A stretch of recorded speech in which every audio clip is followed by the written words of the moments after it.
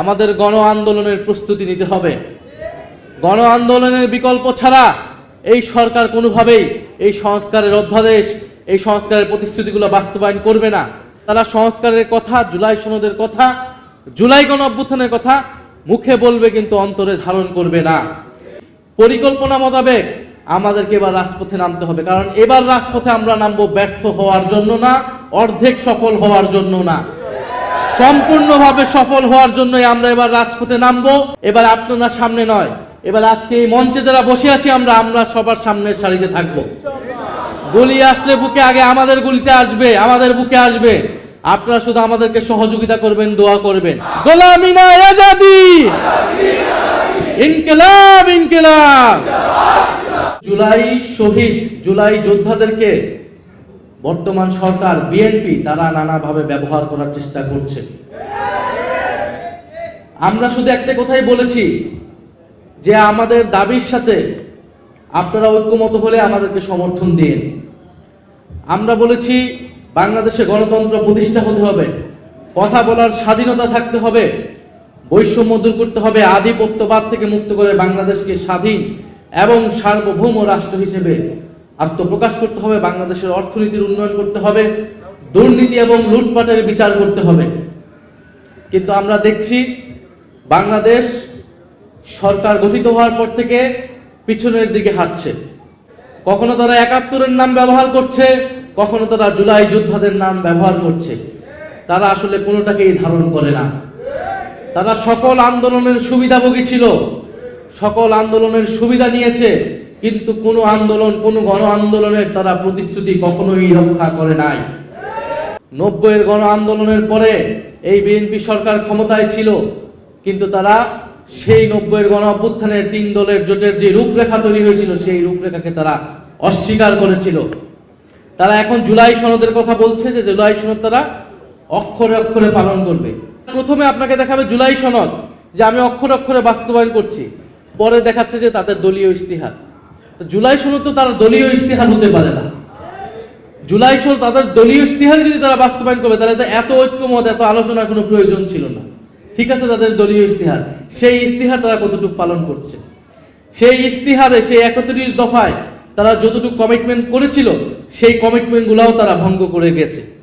দেশের প্রত্যেকটি প্রতিষ্ঠান, যেই প্রতিষ্ঠানগুলো দলীয়করণের ফলে দেশে একটা স্বৈরতন্ত্র প্রতিষ্ঠা হয়েছিল, ফ্যাসিবাদ প্রতিষ্ঠা হয়েছিল, সেই প্রত্যেকটি ব্যবস্থাকেই, প্রত্যেকটি প্রতিষ্ঠানের দলীয়করণকে তারা পুনর্বহাল রেখেছে। এটার মাধ্যমে তারা এটাই বার্তা দিতে চায় যে তারা সংস্কারের কথা, জুলাই সনদের কথা, জুলাই গণ অভ্যুত্থানের কথা মুখে বলবে কিন্তু অন্তরে ধারণ করবে না। আমাদের গণ আন্দোলনের প্রস্তুতি নিতে হবে। গণ আন্দোলনের বিকল্প ছাড়া এই সরকার কোনোভাবেই এই সংস্কারের অধ্যাদেশ, এই সংস্কারের প্রতিশ্রুতিগুলো বাস্তবায়ন করবে না। আমরা চেয়েছিলাম সংসদেই সকল ফয়সালা হবে, আমরা এখনো চাবো সংসদেই সকল ফয়সালা হবে, কিন্তু সংসদকে যদি সরকার ব্যর্থ করে দেয়, সংসদকে যদি সরকার কুক্ষিগত করে দেয়, তাহলে রাজপথে আসার জন্য আমরা সর্বাত্মকভাবে প্রস্তুতি নিচ্ছি। কিন্তু আমরা আপনাদের প্রতি এটাও বলবো যে আমরা এবার সবাই যাতে একটু ধৈর্য ধরি, পরিকল্পনা মোতাবেক আমাদেরকে এবার রাজপথে নামতে হবে, কারণ এবার রাজপথে আমরা নামবো ব্যর্থ হওয়ার জন্য না, অর্ধেক সফল হওয়ার জন্য না, সম্পূর্ণভাবে সফল হওয়ার জন্যই আমরা এবার রাজপথে নামবো। সেটার জন্য আমরা প্রস্তুতি নিচ্ছি। আপনাদের প্রতি আহ্বান থাকবে, অনুরোধ থাকবে, আমরা আবারও প্রস্তুতি নিচ্ছি, আমরা আবারও ঐক্যবদ্ধ আছি। আমাদের দল মত নির্বিশেষে, এটা কোনো দলের বিষয় না, এটা কোনো জোটের বিষয় না, এটা বাংলাদেশকে রক্ষা করার বিষয়, জুলাই গণ অভ্যুত্থানকে রক্ষা করার বিষয়, জুলাই শহীদদেরকে তাদের যে রক্ত, সেই রক্ত যাতে ব্যর্থ না হয় সেই উদ্যোগের বিষয়। এটার জন্য আমরা সবাই ঐক্যবদ্ধভাবে থাকবো।